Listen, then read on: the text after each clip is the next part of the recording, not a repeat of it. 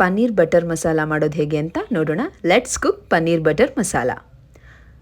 ಬೇಕಾಗಿರೋ ಇಂಗ್ರೀಡಿಯೆಂಟ್ಸ್: ಖಾರದ ಪುಡಿ, ಜಿಂಜರ್ ಗಾರ್ಲಿಕ್ ಪೇಸ್ಟ್, ಕರಿಬೇವು, ಕಸೂರಿ ಮೇಥಿ, ಜೀರಿಗೆ ಆ್ಯಂಡ್ ಗರಂ ಮಸಾಲ, ಕೊತ್ತಂಬರಿ, ಅರಿಶಿಣ ಪುಡಿ, ಧನಿಯಾ ಪೌಡರ್, ಕಿಚನ್ ಕಿಂಗ್ ಮಸಾಲ, ಉಪ್ಪು, ಜೀರಿಗೆ ಪೌಡರ್, ಸಕ್ಕರೆ, ಲವಂಗ, ಪಲಾವ್ ಎಲೆ, ಏಲಕ್ಕಿ, ಎಣ್ಣೆ, ಸಣ್ಣಗೆ ಹೆಚ್ಚಿರೋ ಈರುಳ್ಳಿ, ಪನ್ನೀರು, ಕ್ಯಾಪ್ಸಿಕಮ್ಮು, ಬಟಾಣಿ. ನಾವು ಪೇಸ್ಟ್ ಮಾಡ್ಕೊಳ್ಳೋಕ್ಕೆ ಟೊಮೆಟೊ ಮತ್ತು ಗೋಡಂಬಿನ ನಾವು ಫುಲ್ ಗ್ರೈಂಡಾಗಿ ರುಬ್ಕೊಂಡ್ಬಿಟ್ಟು ಈ ಥರ ಒಂದು ಪ್ಯೂರಿ ಮಾಡ್ಕೋಬೇಕು. ಸೊ ಇದೆಲ್ಲ ಬೇಕಾಗಿರೋ ಇಂಗ್ರೀಡಿಯೆಂಟ್ಸು. ಇವಾಗ ಒಂದು ಪ್ಯಾನ್ ತೊಗೊಂಡ್ಬಿಟ್ಟು ಮಾಡೋಕ್ಕೆ ಸ್ಟಾರ್ಟ್ ಮಾಡೋಣ. ಒಂದು ಪ್ಯಾನಲ್ಲಿ ಆಯಿಲ್ ಹಾಕ್ಬಿಟ್ಟು ಫಸ್ಟು ವೆಜ್ಜೀಸ್ ಇತ್ತು ಗೊತ್ತಾ, ಸೊ ಆ ವೆಜ್ಜೀಸ್ನೆಲ್ಲ ಒಂದು ಫ್ರೈ ಮಾಡೋಣ. ಹಸಿ ವಾಸನೆ ಎಲ್ಲ ಹೋಗೋ ಥರ ಸ್ವಲ್ಪ ಫ್ರೈ ಮಾಡೋದು.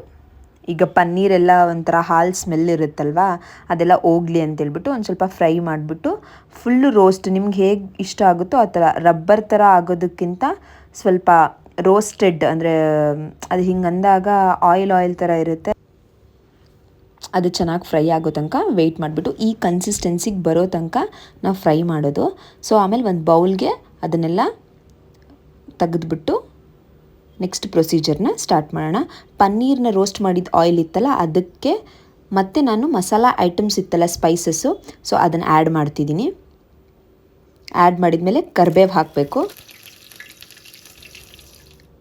ಚಟಪಟ ಅಂತ ಸೌಂಡ್ ಆದಮೇಲೆ ಜೀರಿಗೆ ಹಾಕ್ಬಿಟ್ಟು ಚೆನ್ನಾಗಿ ರೋಸ್ಟ್ ಮಾಡಬೇಕು. ಇದಕ್ಕೆ ಯಾವುದೇ ಥರ ಹಸಿಮೆಣ್ಸಿನ್ಕಾಯಿ ಹಾಕಲ್ಲ. ಏನಕ್ಕೆ ಅಂದರೆ ನಾವು ಬ್ಯಾಡಗಿ ಮೆಣಸಿನ್ಕಾಯ್ದು ಖಾರದ ಪುಡಿನ ಯೂಸ್ ಮಾಡ್ತಿದ್ದೀವಿ. ಸಣ್ಣಗೆ ಹೆಚ್ಚಿಟ್ಟಿದ್ವಲ್ವ ಆ ಆನಿಯನ್ನ ಅದಕ್ಕೆ ಆ್ಯಡ್ ಮಾಡೋಣ. ಸಣ್ಣಗೆ ಹೆಚ್ಚಿಟ್ಟಿರೋ ಆನಿಯನ್ ಆ್ಯಡ್ ಮಾಡಿಬಿಟ್ಟು ಆ ಆನಿಯನ್ನ ರೋಸ್ಟ್ ಆಗೋ ತನಕ, ಈರುಳ್ಳಿ ಒಂದು ಗೋಲ್ಡಿಶ್ ರೋಸ್ಟ್ ಆಗುತ್ತಲ್ವ, ಸ್ವಲ್ಪ ಆಯಿಲ್ ಥರ ಕರಿಯೋ ಥರ ಆದಾಗ ಆ ಕನ್ಸಿಸ್ಟೆನ್ಸಿಗೆ ಬರೋ ತನಕ ನಾವು ವೆಯ್ಟ್ ಮಾಡಿಬಿಟ್ಟು ನೆಕ್ಸ್ಟ್ ಪ್ರೊಸೀಜರ್ನ ಸ್ಟಾರ್ಟ್ ಮಾಡಬೇಕು. ನೋಡಿ, ಈ ಥರ ಕನ್ಸಿಸ್ಟೆನ್ಸಿಗೆ ಬಂದ ಆದಮೇಲೆ ನಾವು ಏನು ಟೊಮೆಟೊನ ಪ್ಯೂರಿ ಮಾಡಿ ಇಟ್ಕೊಂಡಿದ್ವಲ್ಲ, ಅಂದರೆ ಗೋಡಂಬಿಯನ್ನು ಹಾಕ್ಬಿಟ್ಟು ಸೊ ಆ ಪ್ಯೂರಿನ ಆ್ಯಡ್ ಮಾಡಬೇಕಾಗುತ್ತೆ. ಸೊ ಇದೇ ಪ್ಯೂರಿನ ನಾವು ಅದಕ್ಕೆ ಆ್ಯಡ್ ಮಾಡಬೇಕು. ನಾವು ಕ್ರೀಮಿ ಥರ, ಗ್ರೇವಿ ಥರ ಹೋಟೆಲ್ ಸ್ಟೈಲಲ್ಲಿ ಬರಬೇಕು ಅಂದರೆ ಇದನ್ನು ಆ್ಯಡ್ ಮಾಡಬೇಕು. ಇದು ಚೆನ್ನಾಗಿ ಫ್ರೈ ಆಗಬೇಕು. ಇದರಲ್ಲಿರೋ ಹಸಿ ವಾಸನೆ ಎಲ್ಲ ಹೋಗ್ಬಿಟ್ಟು ಹೋಗೋ ತನಕ ವೆಯ್ಟ್ ಮಾಡಿ ಅದಾದಮೇಲೆ ನಮ್ಮ ಸ್ಪೈಸಸ್ನೆಲ್ಲ ಆ್ಯಡ್ ಮಾಡೋಕ್ಕೆ ಸ್ಟಾರ್ಟ್ ಮಾಡೋಣ. ನಾವು ಏನೇನು ಫಸ್ಟ್ ನಾನು ತೋರಿಸಿದ್ನಲ್ವ ಅಂದರೆ ಎಲ್ಲ ಇಂಗ್ರೀಡಿಯೆಂಟ್ಸು ಒಂದೊಂದನ್ನೇ ಹಾಕ್ಕೊಳ್ತಾ ಹೋಗಬೇಕು. ಇದು ಚೆನ್ನಾಗಿ ಕುದಿಬೇಕು. Garlic paste, first garlic paste ಹಾಕಿದ್ವಲ್ಲ, ನಿಮ್ಮ ಕನ್ಸಿಸ್ಟೆನ್ಸಿ ಅಂದರೆ ನಿಮಗೆ ಸ್ವಲ್ಪ ಮಸಾಲ ಜಾಸ್ತಿ ಅನ್ನಿಸ್ಬೇಕು ಅಂದರೆ 2 ಟೇಬಲ್ ಸ್ಪೂನ್ ಹಾಕ್ಬೋದು. ಇಲ್ಲ ನಮಗೆ ತುಂಬ ಕಡಿಮೆ ಇರಬೇಕು ಗಾರ್ಲಿಕ್ ಸ್ಮೆಲ್ಲೆಲ್ಲ ಅಂದರೆ 1 ಟೇಬಲ್ ಸ್ಪೂನ್ನ ನೀವು ಆ್ಯಡ್ ಮಾಡ್ಬೋದು. ಸೊ ಇದಾಗ್ತಿದ್ದಂಗೆ ಚೆನ್ನಾಗಿ ಅದನ್ನು ಗೂರಾಡ್ಕೊಂಡ್ಬಿಟ್ಟು ನೆಕ್ಸ್ಟ್ ನಾವು ಬ್ಯಾಡಗಿ ಮೆಣಸಿನ್ಕಾಯ್ದು ಖಾರದ ಪುಡಿ ಇತ್ತಲ್ವ, ಸೊ ಅದನ್ನು ಆ್ಯಡ್ ಮಾಡಬೇಕು. ಇದು ಕಲ್ಲರ್ ಹಾಗೆ ಟೇಸ್ಟ್, ಆಮೇಲೆ ಖಾರ ಸ್ವಲ್ಪ ಕಡಿಮೆ ಇರುತ್ತೆ. ನಿಮಗೆ ಸ್ವಲ್ಪ ಖಾರನೂ ಇರಬೇಕು ಅಂದರೆ ಗುಂಟೂರು ಮೆಣಸಿನ್ಕಾಯ್ದು ಚಿಲ್ಲಿ ಪೌಡರ್ನ ಸ್ವಲ್ಪ ಆ್ಯಡ್ ಮಾಡಿಕೊಂಡು ಸ್ಪೈಸಿಯಾಗೂ ಮಾಡ್ಕೋಬೋದು. ಸೊ ಖಾರದ ಪುಡಿ. ಈಗ ನೆಕ್ಸ್ಟ್ ಒಂದೇ ಮಸಾಲಾಸ್ನೆಲ್ಲ ಅಂದರೆ ಸ್ಪೈಸಸ್ನೆಲ್ಲ ಹಾಕೋಣ. ಅರಿಶಿಣ ಪುಡಿ,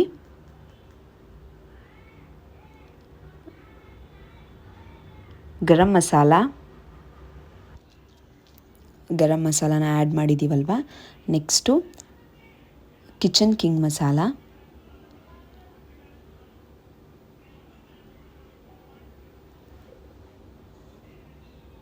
ಧನಿಯಾ ಪೌಡರ್ ಇದ್ದರೆ ಧನಿಯಾ ಪೌಡರ್ ಹಾಕ್ಬೋದು, ಇಲ್ಲ ಮನೇಲಿ ಸಾಂಬಾರು ಪುಡಿ ಇರುತ್ತಲ್ಲ ಅದನ್ನ ಹಾಕ್ಬೋದು. ಈಗ ಜೀರಿಗೆ ಪುಡಿ ಹಾಕ್ತಿದ್ದೀನಿ. ಇದು ಹೋಮ್ ಮೇಡ್ ಜೀರಿಗೆ ಪುಡಿ ಆಗಿರೋದ್ರಿಂದ ಸ್ವಲ್ಪ ತರಿ ಇದೆ. ನೀವು ಅಂಗಡೀಲಿ ತೊಗೊಂಡು ಬಂದರೆ ಅದು ಸ್ವಲ್ಪ ನುಣ್ಣಗಿರುತ್ತೆ. ಸಾಲ್ಟು ನಮಗೆ ಎಷ್ಟು ರುಚಿಗೆ ಬೇಕೋ ಅಷ್ಟು ಸಾಲ್ಟನ್ನು ಆ್ಯಡ್ ಮಾಡ್ತಿದ್ದೀನಿ. ಆ್ಯಂಡ್ ವಾಟರು ಏನಕ್ಕೆ ಅಂದರೆ ಗ್ರೇವಿ ಕುದಿಯೋದಕ್ಕೆ ಸ್ವಲ್ಪ ವಾಟರ್ ಬೇಕೇ ಬೇಕಾಗುತ್ತೆ. ಹಾಗಾಗ್ಬಿಟ್ಟು ವಾಟರು ತುಂಬ ಗಟ್ಟಿ ಇರಬೇಕು ಗ್ರೇವಿ ಅನ್ನೋರಾದರೆ ಸೊ ವಾಟರ್ನ ಸ್ವಲ್ಪ ಕಡಿಮೆ ಹಾಕಿ ಫಸ್ಟ್ ಒಂದು ಸ್ವಲ್ಪ ಕುದಿಯೋದಕ್ಕೋಸ್ಕರನಾದರೂ ವಾಟರ್ ಆ್ಯಡ್ ಮಾಡಿಬಿಟ್ಟು ಚೆನ್ನಾಗಿ ಮಿಕ್ಸ್ ಮಾಡ್ಕೊಳ್ಳಿ.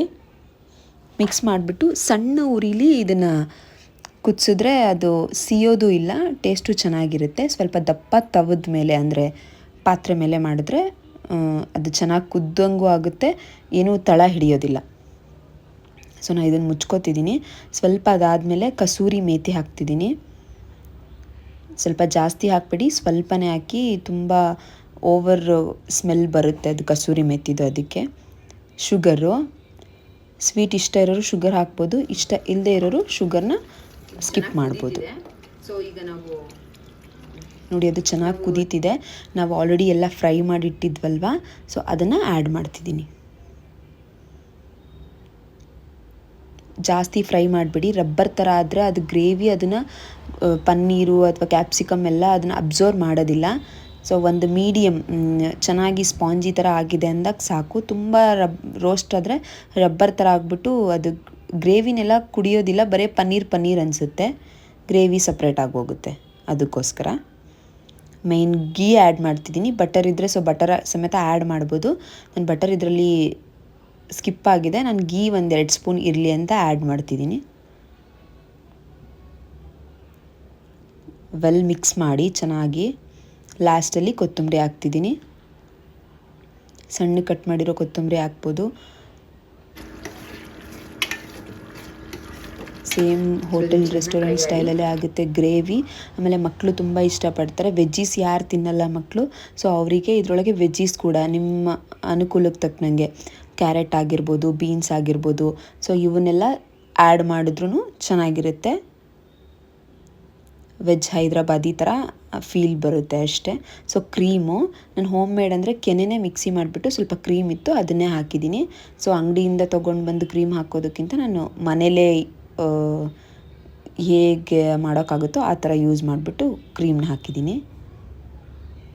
ಇದು ಚೆನ್ನಾಗಿ ಕುಕ್ ಆಗಿದೆ. ಒಂದು ಸ್ವಲ್ಪ ಅದು ಎಣ್ಣೆ ಎಲ್ಲ ಇನ್ನೂ ಚೂರು ಬಿಟ್ಕೊಳ್ಳೋ ತನಕ ವೆಯ್ಟ್ ಮಾಡಿಬಿಟ್ಟು ದೆನ್ ಒಂದು ಬೌಲ್ಗೆ ಸರ್ವ್ ಮಾಡ್ಕೊಳ್ಳೋಣ. ಮಸ್ಟ್ ಟ್ರೈ ರೆಸಿಪಿ ಅಂತ ಹೇಳ್ಬೋದು. ತುಂಬ ಚೆನ್ನಾಗಿರುತ್ತೆ.